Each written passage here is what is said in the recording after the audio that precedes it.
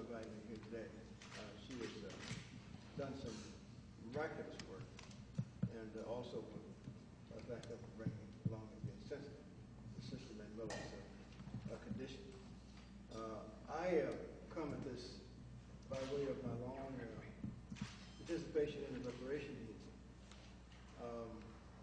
and being a part of organizations like Trans Africa, and obviously others that have been working on reparations since the 1980s. And COBRA, of course, is the basic organization that has been working on this all that time. And as a part of that, I've often appeared on radio, television, and engaged with people about the issue of reparations.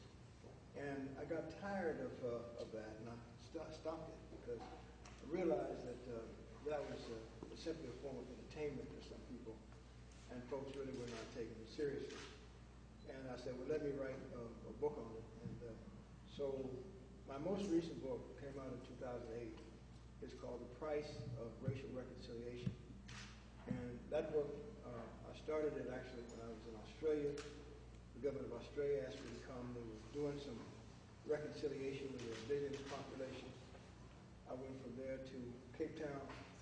The Truth and Reconciliation Commission, headed by Bishop Desmond Tutu, was being put together, and that report was just about to come out.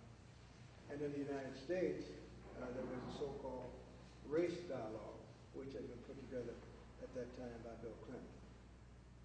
So I said, well, there's something here that requires serious work. And so myself and Darwin Fishman, a graduate student of mine, went to work in the archives. And we unearthed a whole set of many of the same documents that I have a few here today that Antoinette has been working with. They discovered that the only other book that had used these documents had been written by a Dr. Pete Daniel. Dr. Daniel is an official at the Smithsonian Institution, but you would never know that his book had been written, entitled The Shadow of Slavery. And so, but other books are now beginning to come out. She mentioned one by Doug Blackman. Doug Blackman's book has come out just 2008, and it's called Slavery by Another Name.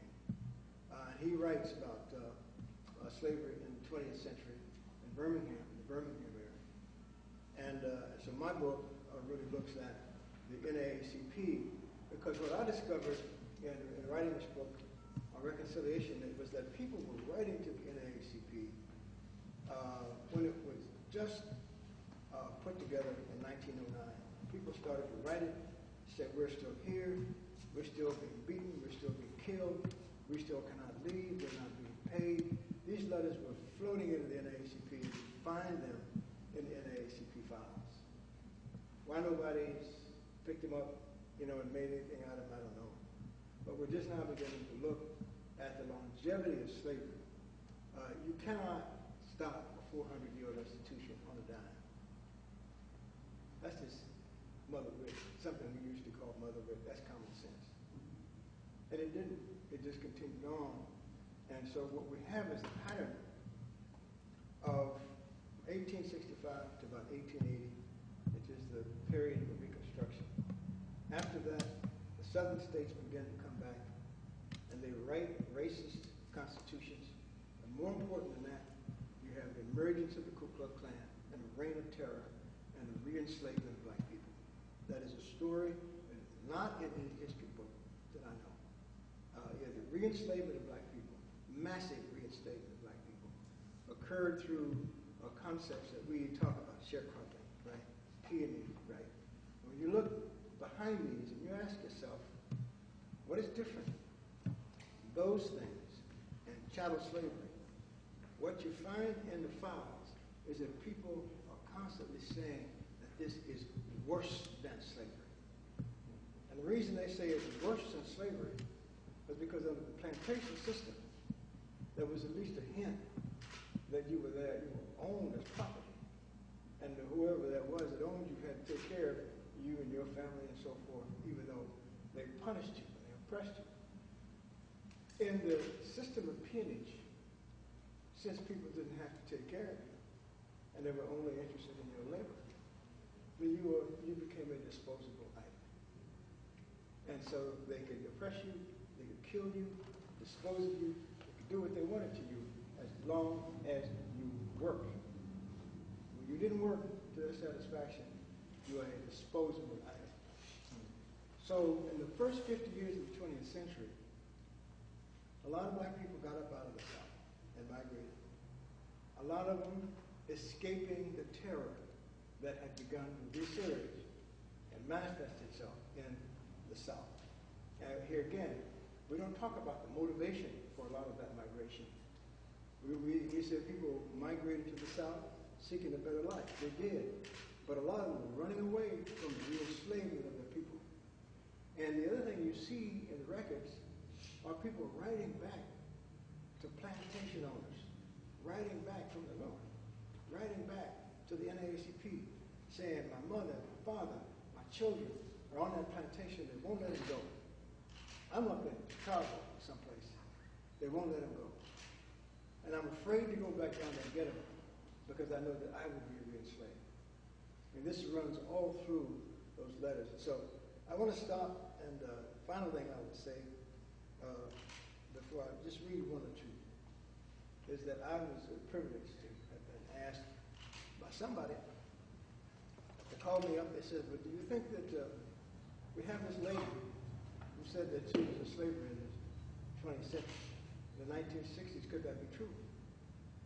And I said, yeah, from what I know, it could be true. This was Nightline. They didn't believe it, so they sent some researchers to my office. And I took them to the National Archives and spread out some of the letters that we had. They looked at it, they came back, and they said, okay, we're going to do a Nightline segment. And you'll see that Nightline segment. You'll see this brave lady. You'll see Antoinette, and you'll see myself on that segment. That happened something like 3 years ago. 3 years ago. Nightline made a documentary of this. It lasted about 15 minutes or so. That's what initially brought us together. But so now let me just give you just a taste. This was 1935. This is the NAACP press release.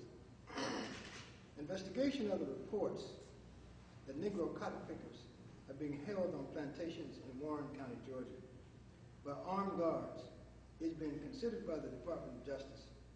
According to word received here today by Walter White, Secretary of the National Association for the Advancement of Colored People. The communication signed for the Attorney General, McMahon, Assistant Attorney General, is an acknowledgement of a formal complaint lodged with the Attorney General's office by the NAACP. There are a lot of these formal complaints lodged by the NAACP with the Office of the Attorney General. That is how the NAACP and the Justice Department initially got together. It was not over discrimination in the schools. It was over ending slavery. And that chapter of the NAACP's legacy has not been written. Hopefully, that's my book. It's in press with Third World Press. It's supposed to be out by July because this is the 100th anniversary of being celebrated of the NAACP. Just one final I will read to you. This has to do with the fact that many, not just in this first 50 years we're talking about,